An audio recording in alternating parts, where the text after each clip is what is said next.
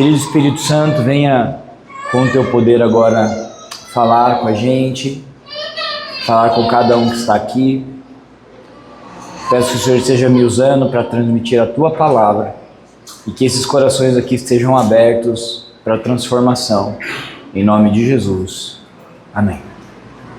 Eu tive uma péssima experiência esses dias. Eu caí na besteira de assistir alguns cultos pela internet. E eu fiquei assim, até falei com a Ellen sobre isso, assim, eu fiquei impressionado, sem brincadeira, acho que foram cinco ou seis. E aprendi bastante sobre liderança, sobre visão, sobre dinheiro, sobre propósito.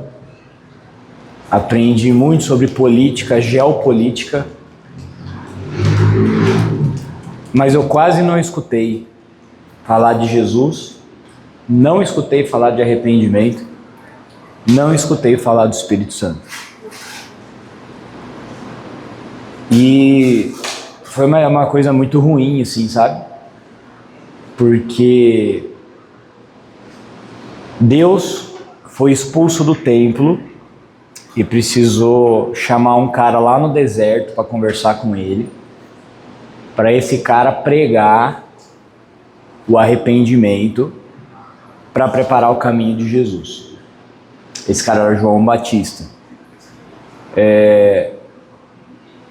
Jesus foi expulso da religião judaica, ele foi expulso, ele foi condenado à morte, porque ele não se encaixava no padrão religioso da época. O apóstolo João, ele foi proibido de frequentar inclusive as igrejas para as quais ele mandava a carta, porque alguns irmãos não aceitavam a pregação de Jesus Cristo. E hoje me dá a impressão que Jesus está sendo expulso da igreja novamente. Jesus não tem espaço para Jesus na igreja. E é estranho, né? Porque quando a gente fala assim, olha, eis que estou à porta e bato. E aí para quem que a gente fala isso? Quando a gente quer que alguém aceita Jesus, né? Jesus está batendo na porta do seu coração.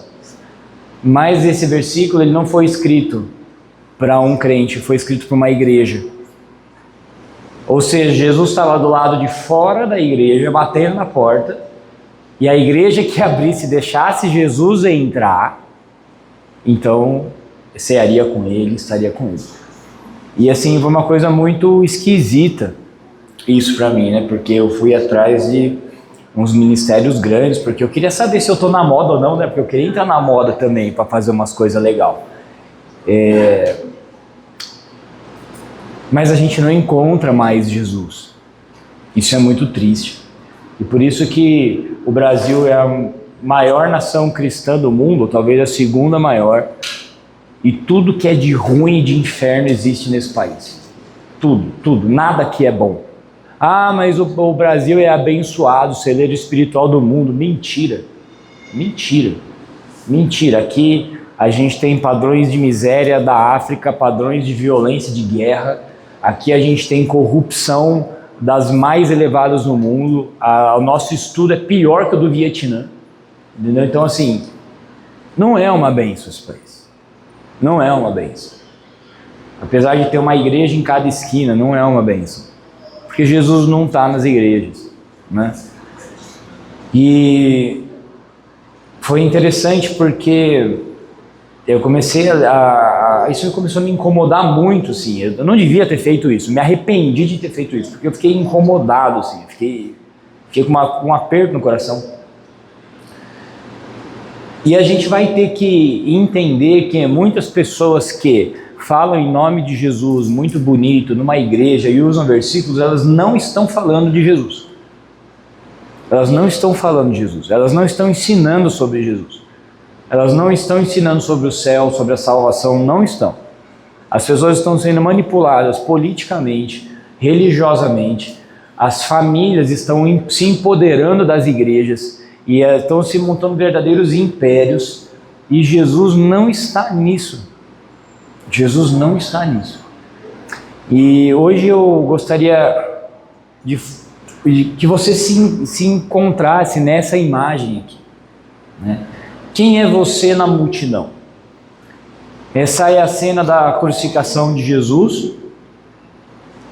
E nessa cena, no mesmo lugar, no mesmo instante, imagine que isso aqui é uma fotografia do momento histórico, tá bom? A gente volta 2000 anos atrás, tira uma foto e a gente está vendo isso aqui hoje. Nesse mesmo lugar estão o Filho de Deus sendo crucificado, estão criminosos, estão os anjos do céu, estão os soldados romanos tirando sorte sobre a roupa de Jesus, estão debochando de Jesus, estão os líderes religiosos satisfeitos com aquilo que está acontecendo, escarnecendo de Jesus.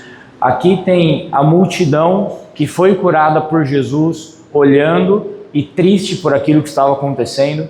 Nessa foto tem Maria, tem Marta olhando para Jesus e triste por aquilo. Nessa foto não estão os discípulos porque eles fugiram, né? Eles não estavam lá nesse momento. Então aqui, nessa imagem, está todo mundo. Aqui tem gente que diante de Jesus se arrependeu. Tem gente que diante de Jesus não se arrependeu. Tem gente que diante de Jesus escarneceu. Tem gente que diante de Jesus fugiu. Tem gente que diante de Jesus se acovardou. Tem gente que diante de Jesus blasfemou. Tem gente que diante de Jesus agrediu. E está todo mundo na mesma cena. Está todo mundo na mesma cena. E a gente tem que se identificar. Quem que é a gente aqui? A gente é o religioso que olha para Jesus e fala: olha lá, ele não era o Filho de Deus? A gente é o bandido que olha para Jesus e fala: se você é Filho de Deus, desce da cruz e tira a gente daqui também. Você é o bandido que olha e fala: eu estou aqui porque eu mereço, tem misericórdia de mim. Você é o soldado romano que fala: olha lá, esse é um ninguém mesmo, disse que era o Filho de Deus, mas está aqui morrendo.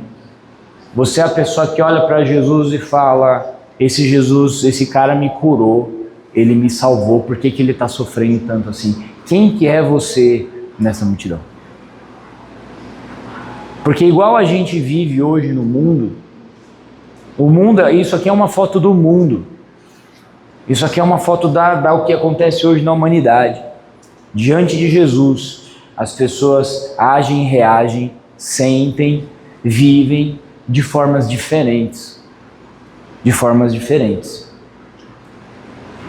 Vamos lá, então, muda por favor. Em Lucas capítulo 22, diz assim: 2 outros homens, ambos criminosos. Essa palavra, criminosos, ela quer dizer literalmente que faziam maldades, ou que amavam a maldade, né? Eles não eram ladrões no sentido de, o cara roubou lá um boi e foi preso. Eles eram criminosos que faziam mal.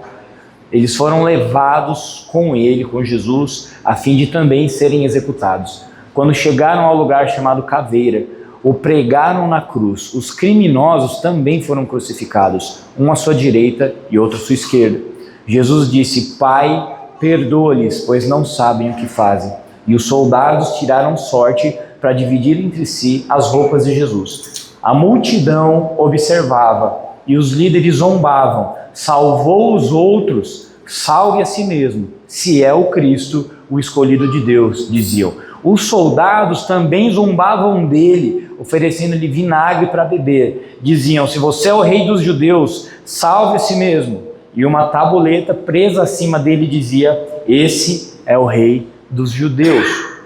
Aí eu quero que você olhe aqui de novo e fale: quem é você na multidão?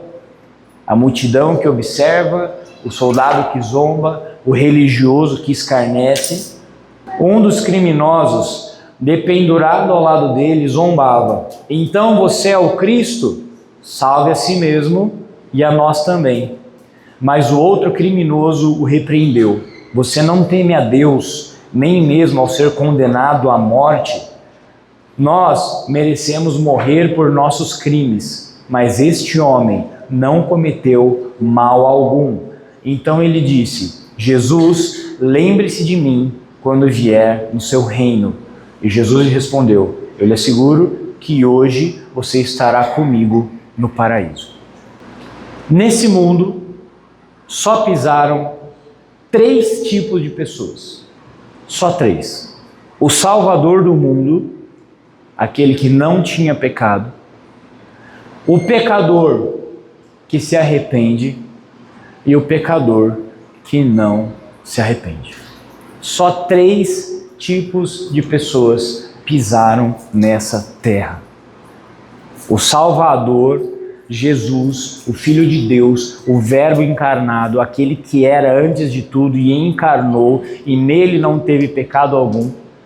Os pecadores que se arrependem ao olharem para Jesus e os pecadores que não se arrependem. E esse momento da crucificação, ele é um momento em que a gente é colocado numa situação de escolha. Uma situação que a gente tem que olhar para a nossa vida. Porque às vezes a gente se acha não tão pecador assim. Afinal, eu nunca matei ninguém. Eu nunca estuprei ninguém. Eu nunca explodi ninguém. Às vezes a gente se coloca numa posição de eu sou inteligente demais. Como que alguém em pleno século XXI, com IA, com a ciência do jeito que está, como que alguém vai acreditar nessas histórias de Deus, de milagre, de espírito? Como que vai acreditar nisso? Você precisa ser inteligente, entendeu? Você precisa pensar. Tudo tem uma comprovação científica. Diante do sofrimento da minha vida, se tem Deus no céu, por que tem maldade na terra? Por que eu sofro tanto? Por que minha mãe me abandonou? Por que meu marido me abandonou? Por que meu filho morreu? Por que eu estou com essa doença? Se existe um Deus que é bom, se existe um Jesus que é bom, se existe Deus, por que Ele fez isso comigo? Por que Deus faz essas coisas comigo? Tem outro grupo de pessoas que olham e falam assim: o sofrimento nesse mundo é passageiro porque eu fui salvo e a morte não tem mais poder sobre mim. Então tudo que eu passo nesse mundo vai acabar de bom e de ruim depois na eternidade.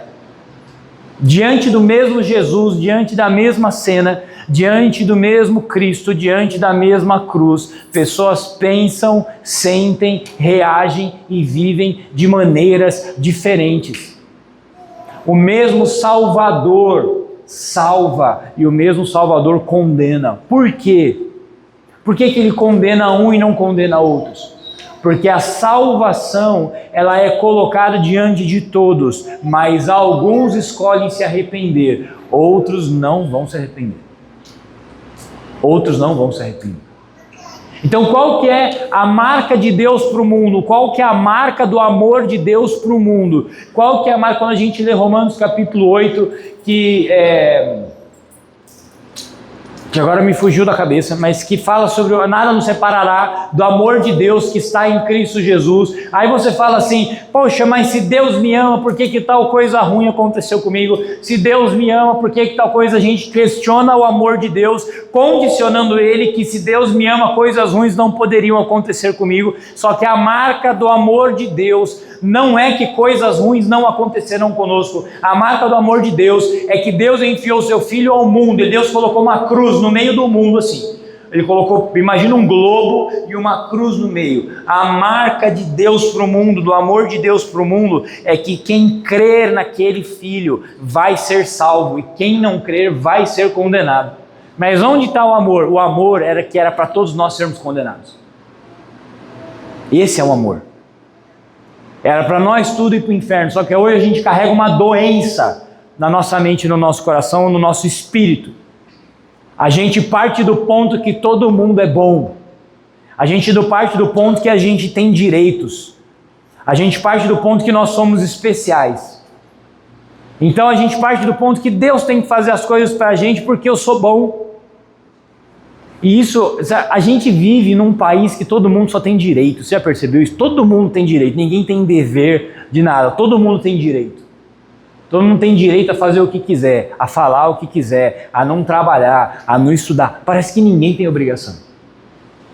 E a gente transfere isso para o Evangelho, achando que a gente tem o direito de viver como que a gente quer, e Deus, Ele tem que me aceitar, porque é o meu pensamento, é o meu jeito de pensar, é o meu jeito de ser, é a minha opinião, e Deus, a gente não se enxerga como pessoas que são pecadoras e que merecem ir para o inferno. A gente não se enxerga assim. Só que se a gente não se enxerga assim, a gente não consegue valorizar a salvação. Porque se eu mereço ir para o céu, não tem nada que Jesus fez por mim. Ele só não fez mais que a obrigação dele, porque ele merece. Eu mereço ir para o céu. Eu sou bom. É uma honra para Jesus que eu sirva a ele. Eu podia ser budista, eu podia ser islão, eu podia até ser ateu. Mas eu escolhi Jesus. Olha que honra que ele tem que olhar e falar assim: você, meu servo, é o cara. Que honra que eu tenho de ser seu Deus. A gente está confundindo as coisas. A gente está confundindo as coisas. E para isso eu queria... Pode mudar, Vitão, por favor. Para isso eu queria usar esse exemplo maior do que aconteceu nesse momento da crucificação. Em Romanos capítulo 3, versículo 23, diz assim: porque todos pecaram e não alcançaram o padrão da glória de Deus. Todos pecaram. E por isso somos destituídos, fomos desvestidos, perdemos a glória de Deus. Porque todos pecaram e aquilo de Deus que havia em nós da sua glória foi arrancado, foi tirado. É como se a gente fosse um balde que furou e aquela glória que estava em nós, ela foi embora e a gente virou só um balde seco. Mas Ele, em sua graça, nos declara justos por meio de Cristo Jesus, que nos resgatou do castigo pelos nossos pecados. O que a gente precisa entender? Tem uma cena naquele filme Noé, apesar de ser um filme que eu achei muito ruim, mas essa cena era muito forte. Se eu não me engano, Anthony Hopkins, que é o Matusalém, se eu não me engano é ele. E numa hora lá na conversa, logo no começo do filme, ele fala assim: vai vir a condenação para o mundo, e ele vira e fala assim: porque nós caímos como raça. Nós caímos como raça. E é muito interessante esse conceito. A hora que eu estava no cinema, que ele olhou para mim e falou aquilo, né? Eu senti um arrepio inteiro no corpo, porque é isso, nós entendemos que nós não fazemos parte do mundo caído, nós entendemos que eu sou especial. A gente precisa entender como raça nós caímos. Como raça nós caímos. Nós, como humanos, nós somos exploradores, nós somos vingativos, maldosos, egoístas, nós matamos, nós roubamos, nós fazemos a coisa para o nosso bem-estar, para o nosso prazer. Como raça, como humanidade, nós somos corruptos. E o castigo vem para essa queda e para essa corrupção. Então nós precisamos entender que nós não somos especiais, nós estamos num grupo, numa família, nós estamos num mundo corrupto. E nós somos corruptos. Nós somos corruptos. Você é corrupto, eu sou corrupto. Ah, não, corrupto é o Lula. Não, nós somos corruptos. Você é corrupto. Você carrega isso. Aí agora você deve estar pensando assim: eu vou para as igrejas que falam da prosperidade, que lá é melhor. Esse é o problema. Porque você fica escutando que você é maravilhoso e Deus vai te dar. Você merece, Deus vai te dar. Você é uma flor de Cristo no meio do mundo e Deus vai te dar. E aí você não olha para dentro de você e fala assim: eu preciso de Jesus. Eu preciso me arrepender daqui a pouco, abrindo aquela porta, daqui a 5, 10, 15, quando a gente passar pelo portal da eternidade, daqui 20, 30 anos, 100 anos que seja, tem um destino eterno. Meu irmão, ou você vai para sempre para o céu, ou você vai para sempre para o inferno, não tem jeito. Nesse ponto, outras religiões são melhores. Você pode virar espírita e ir voltando, entendeu? Você vai reencarnando, reencarnando, reencarnando, reencarnando. Você pode ser católico e ir para o purgatório, não necessariamente você vai nem para um nem para o outro, depois você fica lá, dá um jeitinho e sobe de novo. Entendeu? Você tem um ateu que depois você morre, acabou. Tá tudo certo. Mas na Bíblia diz que só tem 2 caminhos, ou você vai para o céu, ou você vai para o inferno. E gente, isso é sério. Não tem mais volta. Não tem mais jeito. E muitas vezes a gente está vivendo como se não tivesse problema nenhum. Deus me entende, mas eu preciso, mas são as minhas necessidades. Mas é a minha opinião, mas é o meu jeito, e a gente não entende que as coisas têm um jeito, e esse jeito é o jeito de Deus. E quando aquela porta da eternidade abrir e a gente passar para lá, a gente não volta mais. Não dá para corrigir. Não dá. E isso tem que fazer a gente ter medo. Eu acredito no amor de Deus, eu acredito em Jesus, eu acredito do fundo do meu coração, eu acredito em Jesus, eu acredito no amor de Deus, eu acredito na paciência de Deus, eu acredito que Jesus quer ajudar a gente, que Jesus abençoa a gente, eu acredito nisso. Mas eu tenho um medo de ir para o inferno que vocês não acreditam. Que vocês não acreditam. Porque eu acredito que o inferno é de verdade. Eu não acho que é uma metáfora. Eu não acho que é uma história que a gente conta, tipo assim, ó, você vai pro inferno, ó, o bicho papão vai te pegar, ó, o homem do saco vai te levar. Olha, se você não lavar a mão antes de comer, Jesus não gosta. Eu não acho que é isso. Eu acho que tem um lugar que pega fogo de verdade.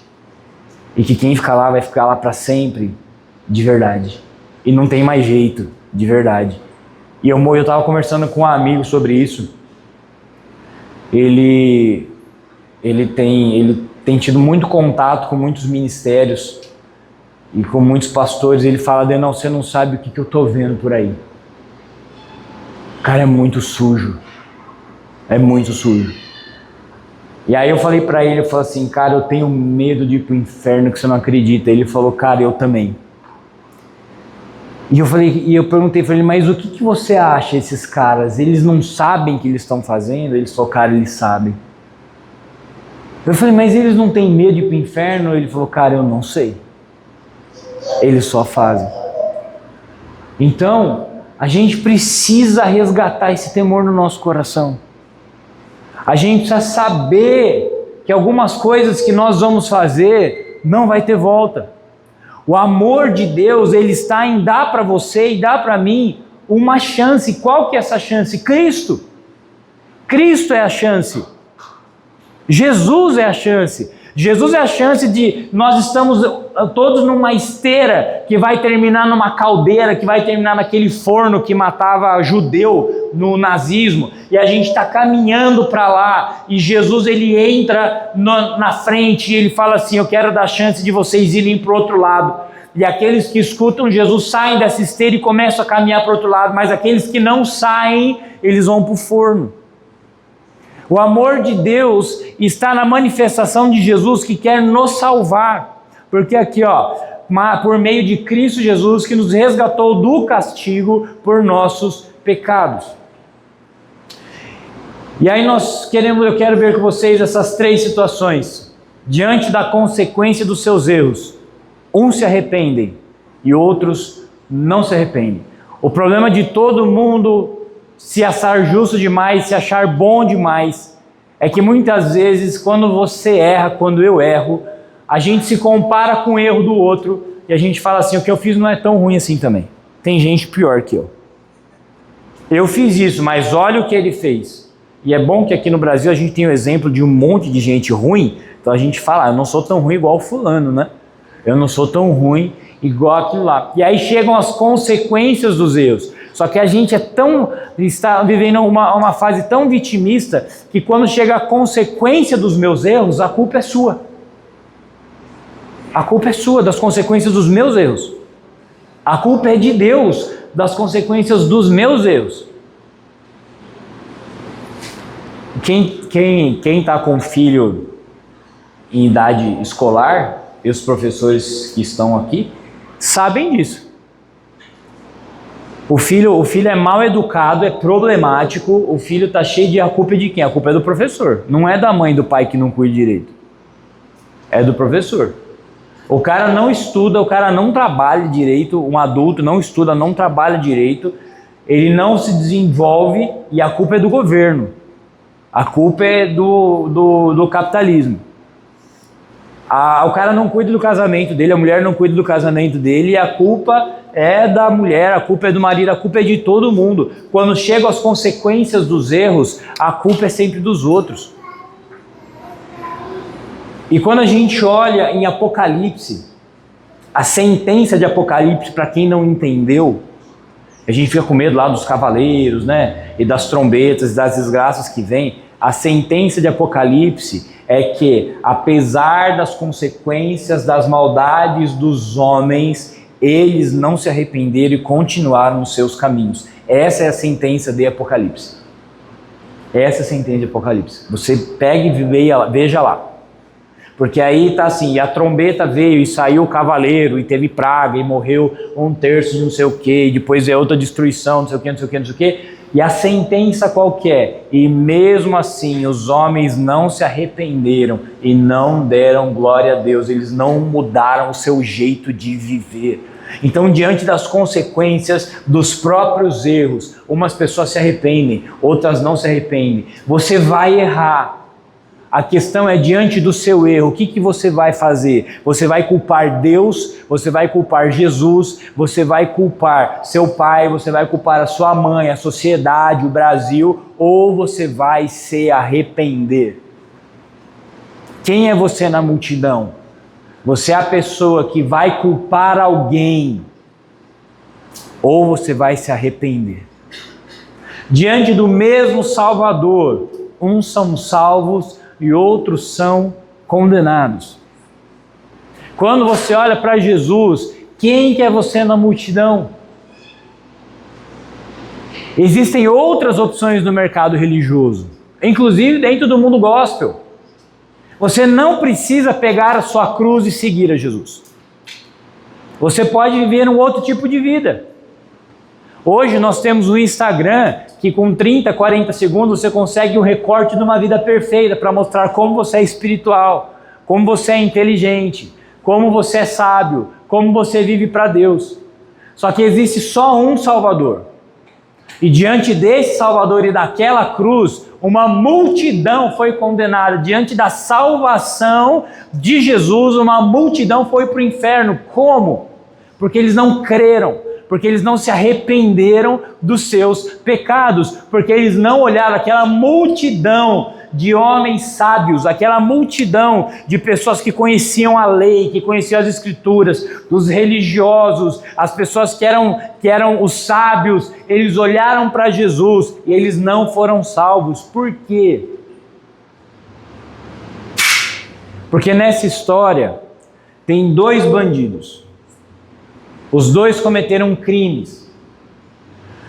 Os dois estavam debaixo da mesma sentença. Os dois estavam diante de Jesus. Um olhou para tudo aquilo e falou: se você é bom mesmo, desce da cruz e salva a gente também. Que nós é tudo bandido, nós é tudo do comando. Então você salva a gente também, que é nós contra Roma. O outro bandido, pelo mesmo crime, na mesma cruz, na mesma situação, diante do mesmo Jesus, vira para ele e fala: cala a boca, seu verme. Nós estamos aqui porque nós merecemos. Esse ladrão, esse criminoso, talvez tenha sido um dos maiores teólogos dos últimos 2000 anos, porque ele disse assim: nós estamos sofrendo porque os nossos crimes merecem punição. Isso é certo. Nós estamos aqui porque fizemos um mal. Esse homem não fez nada de ruim. Esse homem era bom. Esse homem é justo. Ele não merece estar aqui. nós merecemos estar aqui. Esse ladrão, esse bandido, ele teve a revelação de Cristo que muitos pastores, padres, teólogos, fariseus, mestres da lei, muito crente de 50 anos não têm. Não tem. Ele olha para as situações e fala assim: o meu sofrimento é culpa minha, o meu castigo é culpa minha, eu ir para o inferno eu mereço, é o que eu mereço, é o que a minha vida tem que me levar, é isso mesmo. Quem não tinha que estar aqui era ele, quem não tinha que estar na cruz é Jesus, quem não tinha que estar morrendo é Jesus, quem não tinha que estar nesse mundo podre é Jesus, é ele, não sou eu. Mas a nossa vida diz que sou eu que tenho que ir para o céu, sou eu que não tenho que sofrer. Jesus, ele pode sofrer, eu que não tenho que sofrer, apesar de tudo que eu fiz, apesar de tudo que eu falo, apesar do meu egoísmo, da minha maldade, apesar da minha promiscuidade, apesar da deturpação da minha mente e do meu coração, eu não tenho que sofrer. Quem tem que sofrer é Jesus. Esse criminoso que deve ter matado, deve ter feito umas coisas horrorosas, ele olha e fala assim: eu mereço a cruz, Jesus não merece. Agora você tem que decidir quem que é você na multidão. A pessoa que olha para Jesus e fala: Jesus merece a cruz, eu não? Ou é a pessoa que olha para si e fala assim: eu mereço a cruz e Jesus não? Então, diante do mesmo Salvador, pessoas serão salvas e pessoas serão condenadas. E para a gente terminar, eu queria deixar uma coisa muito clara para você. Porque um dos sentimentos que o diabo usa para afastar as pessoas de Deus é a sensação de injustiça. É a sensação de que estou sendo injustiçado por um Deus que devia ser justo. O que isso quer dizer? Você ser perdoado e salvo não significa que você não vai sofrer pelas consequências do mal que você praticou. E você precisa entender isso. Não tem jeito de nós não nos misturarmos com a cultura com a qual nós vivemos. Não tem jeito. Faz parte do desenvolvimento, inclusive das escrituras e da Bíblia e da nossa vida. Ninguém é espiritualmente puro a ponto de não se envolver com a cultura do próprio tempo. Só Jesus fez isso e ainda teve que respeitar as regras do tempo que ele estava vivendo. A gente não consegue. Você pegar um crente verdadeiro, fiel, servo de Deus brasileiro, e um crente fiel, servo de Deus alemão, e se você colocar os dois na mesma sala, provavelmente vai dar briga. Porque vai entrar a questão conflitante de cultura. Você pega um crente verdadeiro, fiel do século XXI, coloca do lado de um crente verdadeiro, fiel do século III, um vai achar que o outro não é crente. Porque tem todo o envolvimento da cultura e da história. No momento em que nós vivemos, na nação em que nós vivemos, nós vamos absorvendo inconscientemente que ninguém merece ser punido pelo mal que fez. Essa é a cultura da nossa nação. Ninguém é punido pelo mal que faz. Ninguém. Ah, mas o Lula, ah, mas o Bolsonaro, ah, mas o Banco Master, ah, mas não sei o que, tudo bem. Mas o dia que for o seu filho, você não vai querer que ele seja preso. O dia que for o seu irmão, você não vai querer que seja preso. Se o Lula roubar, você quer que ele seja preso. Se o seu irmão roubar, você quer que não fique bem assim, deixar para lá, ó, eu não vou contar para ninguém, mas não faz mais. Porque está dentro do nosso coração essa corrupção. O nosso coração. Há uns anos atrás, uma pessoa veio pedir para eu orar pelo irmão dela, que tinha sido pego por tráfico de drogas, com uma quantia enorme, para Deus fazer um milagre e libertar ele. Eu falei: eu não posso orar isso. Eu não posso orar isso. Porque ele tinha plena consciência do que ele estava fazendo quando ele encheu a caminhonete de cocaína e estava levando lá para não sei aonde. Vamos orar para ele se arrepender e ser salvo? Essa oração eu faço. para ele não ser preso, para o juiz soltar, para ter um milagre, essa oração eu não vou fazer. Eu não vou fazer. Mas a gente não tem que orar por todas as pessoas. Tem um versículo ruim na Bíblia que fala assim: existem pecados que são para a morte, e esse eu não digo para vocês orarem. E por esses eu não digo para vocês orarem. Entendeu? Talvez eu tenha perdido uma amizade. Mas não dá, gente. Algumas coisas que você fizer e você se arrepender, Deus vai te perdoar. Mas algumas consequências você vai levar pro resto da sua vida. E isso não quer dizer que Deus é injusto.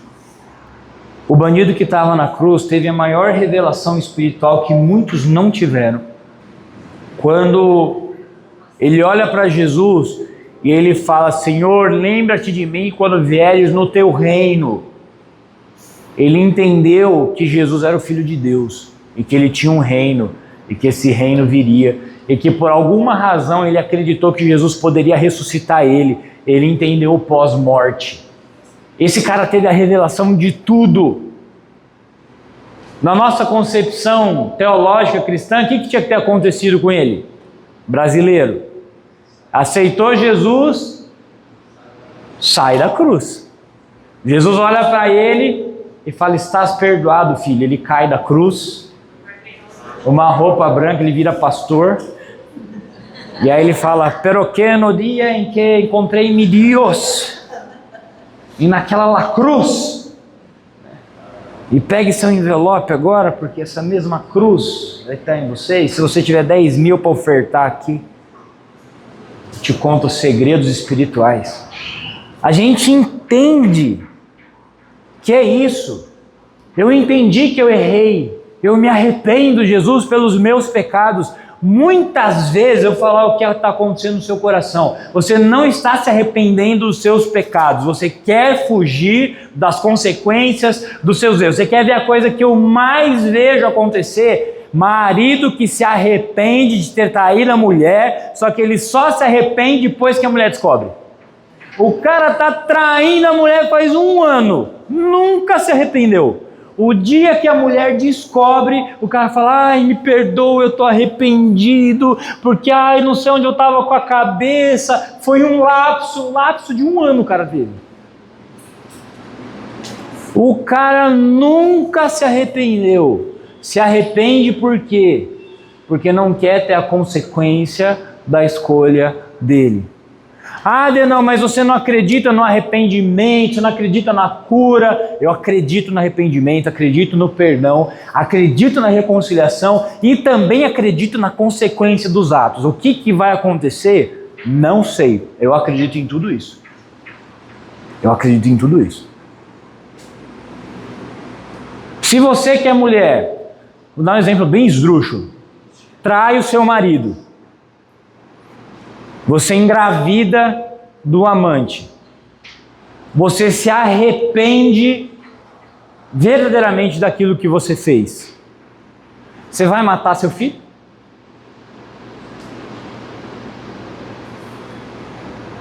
O filho nasceu. É a consequência daquele pecado que você cometeu. Para sempre. Quando seu marido olhar para aquela criança, ele vai lembrar que um dia você traiu ele com outro homem, para sempre. Ah, não, me arrependo dos meus pecados, Jesus, por favor, mata meu filho. Você vai fazer essa oração? Não vai. Você que é macho, você que é brigador, violento, e pá, isso, não sei o quê, e arruma uma briga no bar, uma confusão, arruma uma briga, o cara pega a garrafa, mete na sua cara, vaza seu olho, você fica cego. Você perde a cara, fica deformado, sei lá, perde um braço, aí você se arrepende, porque você não quer mais ser um homem violento, você se arrepende daquilo que você fez. Tá bom, quer dizer que você não vai mais ser cego? Quer dizer que vai crescer seu braço? Vocês entendem que tem consequências que é para sempre. O cara fuma a vida inteira, O cara bebe a vida inteira, aí o cara aceita Jesus quando o cara está com cirrose, quando o cara está com câncer na garganta e no pulmão, e ele entende que por ele ter aceitado Jesus, obrigatoriamente Jesus tem que curar ele de todas as consequências de uma vida de 30, 40, 50 anos. O cara está destruindo a própria vida. Só que quando a gente entende isso, a gente bloqueia o nosso coração para a fé e para o arrependimento. Por quê? Porque a gente fala assim, cara, mas eu aceitei Jesus e ele não me curou. Meu pai aceitou Jesus e morreu de cirrose.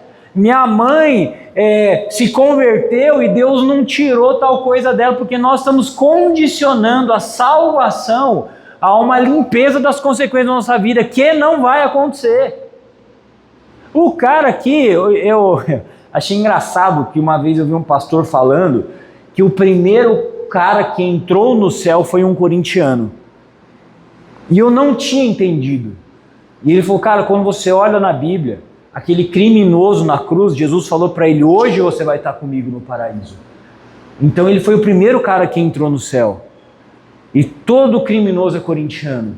Então o corintiano estreou o céu. Eu falei, cara, até que tem uma certa lógica. Até que tem uma certa lógica o pensamento do cara. Eu falei, cara, de uma profundidade teológica impressionante isso. Esse corintiano, ele foi para o céu. Mas ele morreu na cruz. Ele teve o braço quebrado, a perna quebrada. Ele morreu, e vocês sabiam que ele teve o braço e a perna quebrada, né? Vocês veem isso no texto, né? Ele teve a perna quebrada, o braço quebrado. Provavelmente eles foram crucificados às 9 horas da manhã e ficaram até um pouco antes do pôr do sol. Ele sofreu, ele morreu por causa das consequências dos erros dele. Ele foi para o céu, está lá com Jesus, mas ele sofreu as consequências. Às vezes você é uma esposa chata, você é uma mulher chata, você é uma mulher amarga, você é uma mulher azeda, sai veneno da sua língua. O seu casamento é um inferno e você culpa Jesus por causa disso. A consequência do seu casamento ser um inferno é porque você é uma mulher chata. Às vezes o seu casamento é um inferno, ele é horroroso, você não se sente bem em casa porque você é um homem irresponsável, porque você vive como se você fosse solteiro, porque você trata mal sua mulher, você é um cavalo, você é um grosso. Aí o que acontece? O cara está 15 anos na igreja, 10 anos na igreja, 20 anos na igreja, aí o casamento acaba. Aí fala, tá vendo? Nossa, Deus não cuidou da minha família. Não foi Deus, você não cuidou da sua família. Você não foi um bom marido, você não foi uma boa esposa. Você não olhou e reformou a própria vida, cara. Minha mãe era chata, minha avó era chata, minhas tias são chatas. Eu preciso mudar porque eu não quero ser chato. Nossa, meu pai era mulherengo, meu avô era mulherengo, meus tios são mulherengo, eu sou mulherengo. Eu aceitei Jesus, eu preciso parar de ser mulherengo. Pô, eu sou um cara grosso, eu sou um cara estúpido, eu sou um cara arrogante, eu preciso aprender a ser homem, eu preciso ser um homem de Deus. Nossa, eu sou um homem, um marido delicado, eu não faço nada para ajudar a minha esposa. Eu sou um cara que depende dela para tudo, eu preciso me reformar para ser um homem de verdade. Nós precisamos mudar a nossa vida. A gente precisa parar de colocar as coisas na conta de Deus. Precisa parar de colocar as coisas na conta de Deus. Quanto mais você olhar para a sua vida e você falar assim, o que eu preciso mudar em mim, mais transformação vai ter na sua vida. Mais transformação. Mas o que você precisa entender? Por que eu queria te dizer isso hoje? Porque ser perdoado não significa que você não vai ter consequências das escolhas que você fez na sua vida. Uma das conversas que eu tive com a Maju, ela falou, papai, eu sempre vou te obedecer? Eu falei, não vai ser sempre. Ela, sério? Eu não vou te obedecer para sempre? Eu falei, não. Eu estou treinando você para quando você crescer, você tome as suas decisões. Você vai fazer as suas escolhas. Quando você for grande, se tiver seus 18, 19, 20 anos, papai não manda mais. Aí é você que toma as decisões. Sei lá, e não vejo a hora desse dia chegar. Só que eu falei assim, mas hoje, quando você faz uma coisa errada, quem assume toda a consequência sou eu. Quando você for grande, Quando você fizer uma escolha errada, quem vai colher as consequências é você. E ela, papai? Eu falei, mas assim eu não quero. Eu falei, mas é assim. Aí ela ficou com medo. Eu falei, filha, tem um tempinho, papai vai te treinar, eu sempre vou estar aqui para te ajudar. Combinado? Não precisa ficar com medo. Ela falou, então tá bom, então não vou ficar com medo. Porque tem consequências da vida. Isso não quer dizer que você não foi perdoado. Então o diabo ele vai te atacar de duas maneiras. A primeira, você sendo injustiçado, porque você fala, por que está acontecendo isso comigo se eu amo a Deus? A segunda, qual que é? É você achar que você não foi perdoado porque a consequência chegou. Nenhuma das duas coisas são verdades. Nenhuma. Você pode ter sido plenamente perdoado e ter que arcar com a consequência pro resto da sua vida. Fez sentido para vocês ou não? Está fazendo sentido? Eu quero terminar lendo esse mesmo texto de Romanos capítulo 3 que está em cima. Pois todos pecaram e não alcançaram o padrão da glória de Deus. Mas Ele, em sua graça, nos declara justos por meio de Cristo Jesus, que nos resgatou do castigo por nossos pecados. Nós somos salvos pela graça de Deus. E eu queria que você pensasse nisso. Quem é você na multidão? Quem é você na multidão? Nós estamos todos diante do mesmo Salvador, mas uns serão salvos e outros não. Uns olharão para si e falar, sou um pecador e Jesus se entregou e eu sou perdoado. Outros vão olhar e falar assim, não é esse Salvador que eu quero. Quem que é você na multidão? Feche os teus olhos e a gente vai orar. E a gente vai pedir para o Senhor falar conosco nessa manhã. Espírito de Deus, quero pedir que o Senhor esteja falando com cada um aqui nessa manhã, porque a gente precisa ter o nosso coração blindado dessas mentiras da nossa época, dessa cultura que tanto nos confunde. Toma a nossa vida, Senhor, nas Tuas mãos. E a gente precisa enxergar nesse quadro essa vida que nós merecemos castigo, nós merecemos punição, mas o Senhor nos salvou e nos perdoou, e o Senhor nos transformou, e o Senhor quer nos ajudar, e o Senhor quer nos salvar, e o Senhor quer deixar mesmo a nossa vida mais leve. Mas nós precisamos entender que nós somos responsáveis pela nossa vida também. Que essa palavra, Deus, traga um alerta para cada coração, para aqueles que estão distraídos, para aqueles que estão perdidos, para aqueles que estão vivendo o Evangelho, que não olham para a cruz, que não olham para a salvação, que não olham para a ressurreição, que não olham para a eternidade. Abre os olhos, Senhor. Abre os olhos em nome de Jesus. Que a gente entenda, cada um aqui, que eu era pobre e perdido, mas o Senhor estendeu a sua mão para cada um de nós. Para cada um de nós. E que a gente viva uma vida de gratidão por isso. Porque apesar de merecermos o castigo e o pecado, fomos salvos e transformados por causa de Jesus. Por causa do sacrifício. Quando nós estávamos andando sobre as águas e começamos a afundar, o Senhor estendeu a sua mão e falou assim, amigo, eu vou te levar para o lugar de segurança, confia em mim. Quebranta o nosso coração e a nossa mente. Muda a nossa maneira de pensar em nome de Jesus.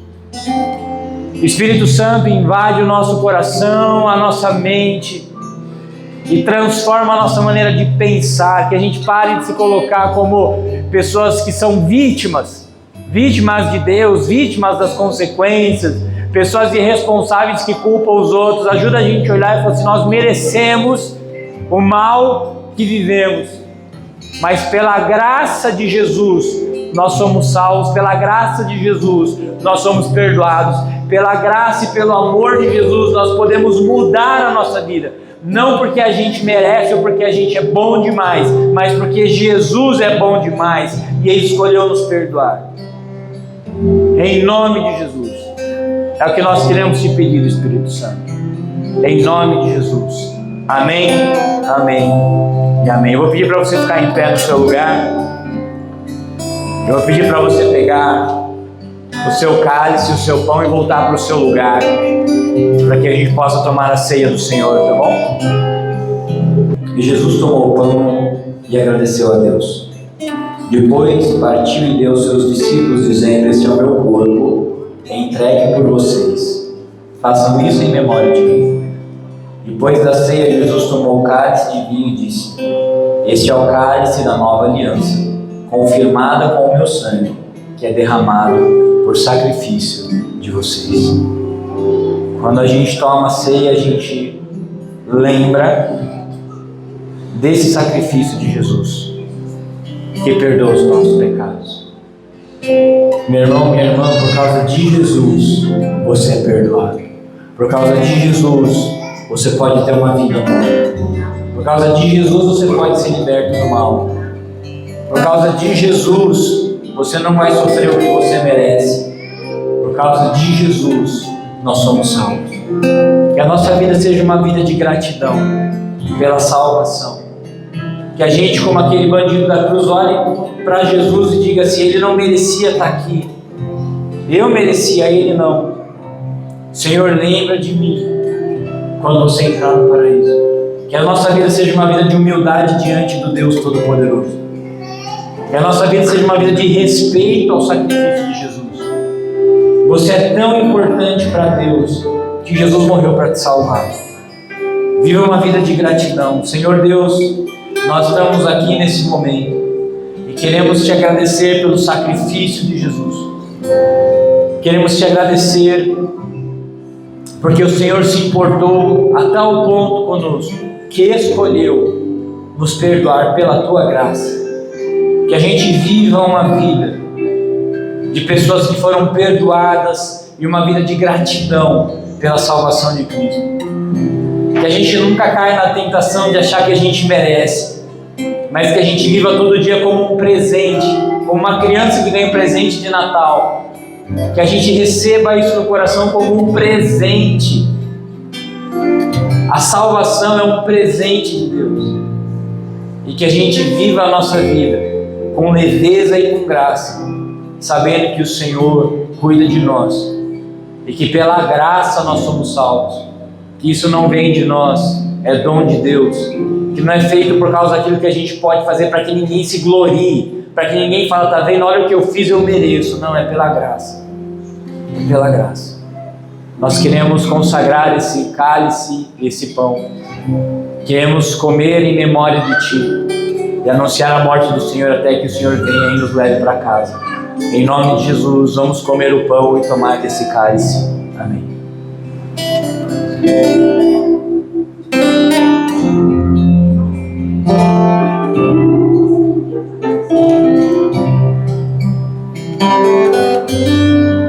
Que Deus te abençoe, meu irmão, minha irmã. Ande na graça do Senhor, na bênção de Deus e no poder de Deus. Que o Senhor te proteja, te guarde de todo mal.